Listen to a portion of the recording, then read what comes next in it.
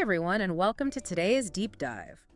We're diving headfirst into a real estate question I know a lot of you are thinking about. Absolutely. Wholesaling versus buy and hold. Which strategy is right for you? And we've got a ton of great sources to dig through today so you can walk away feeling like a real estate investing pro. And that's what we're going for, right? Not just giving you a bunch of info, Right. but actually like digging into those details and the nuances that make a big difference. Totally. So let's set the scene here. You find a distressed property, right? Right. Maybe it's listed for, let's just say, $100,000. But, with a little bit of work, it could be worth way more. Right. This is where wholesaling comes in. Okay. So instead of forking over the cash to buy a property yourself, you negotiate a contract with the seller. Then you put your marketing hat on and you find a buyer, someone who's willing to pay a premium for that property, maybe $105,000. And boom, you've become a real estate matchmaker. Yeah, it's kind of like being a middleman. Yes. You're connecting those motivated sellers with the people who are ready to jump in. And the best part, you walk away with that $5,000 difference without ever actually owning the property. That's awesome. It is. But, and that's the assignment fee for those of you keeping score at home. I like it. But here's the thing about wholesaling. It's a hustle. Yeah, I was going to say, that sounds like a lot of deals you got to be making. Yeah, you're constantly on the lookout for properties, for buyers. It's not exactly passive income. Okay, so not for the faint of heart. Not exactly. So then we've got buy and hold on the other side of the coin. This one's all about patience, right? Playing that long game. Right. So let's say you buy that same $100,000 duplex, but instead of flipping it, you become the landlord.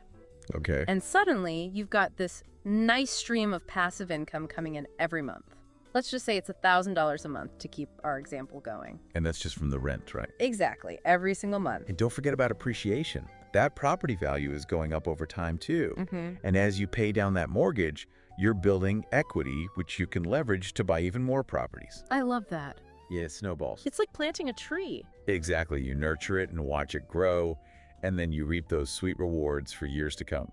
And you've got that passive income while you do it. Exactly. Okay, so we've talked about the thrill of the deal and the steady income stream, but we got to talk about taxes. Right. Can't forget about Uncle Sam. Exactly, because those taxes can really make a difference in your bottom line. Absolutely. So let's start with wholesaling. Remember those assignment fees? Yeah. Well, the IRS sees those as ordinary income. Oh, so you're getting taxed at your regular rate. Exactly. Which can be a much bigger chunk than if it were those sweet, sweet long-term capital gains. Okay, so how does buy and hold stack up? Buy and hold has some pretty awesome tax advantages. Like what? For starters, depreciation. Depreciation. Yeah. The IRS actually lets you deduct a portion of the property's value every year because, things were down over time. Even if the property value is going up. Yep. It's a nice little perk that can save you some serious cash come tax season. That's amazing. Okay, what else? And then you've got mortgage interest deductions. Okay, so you can write off the interest you're paying on your mortgage. You got it. It's like a little bonus from the government for being a homeowner. And then there's the big kahuna of real estate tax benefits, the 1031 exchange. Have you heard of this one? Vaguely, remind me. So let's say you sell a rental property, right? And you've made a nice profit. Okay. Instead of paying taxes on that gain right away, you can roll those profits over into buying a similar property. And boom, no capital gains tax. Exactly. It's a fantastic way to defer those taxes and keep your investment snowball rolling. Okay, so we've covered a lot of ground here. We've talked about profits, taxes, but there's one more piece of the puzzle we need to address. Financing. Yes. Because let's be real, not everyone's got a vault full of cash just ready to buy properties. For sure. That's where things can get tricky, especially if you don't have perfect credit or a long financial history.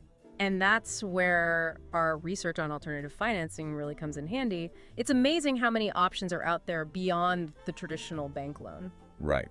And these alternative routes can be lifesavers for investors who might not fit that traditional borrower mold. Exactly. Like, remember that story we found about Insource Funding? Yeah. They helped someone refinance their commercial building even though they had a credit score of 500.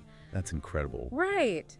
It just goes to show that there are options out there, even if you think you don't qualify for a traditional loan. For sure. You just got to know where to look. Okay, so we've got wholesaling, fast-paced, all about the deal. And then there's buy and hold. Slow and steady wins the race, building wealth over time. They both have their pros and cons, their own quirks when it comes to making money, navigating taxes, and even getting that initial investment capital. So which one wins? which strategy reigns supreme? Well, that's the million-dollar question, isn't it? It really is. It's like, are you a race car driver, or are you more of a, take a hike up the mountain kind of person? Right. Two totally different approaches, but both can get you to that end goal. Exactly. And they both come with their own, set of challenges and rewards. For sure. Like you wouldn't climb a mountain in a race car. Exactly. So, thinking about those different approaches, do you get excited about the thrill of the chase?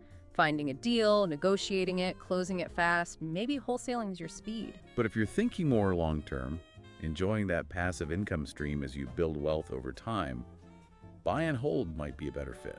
And who says you can't do both, right?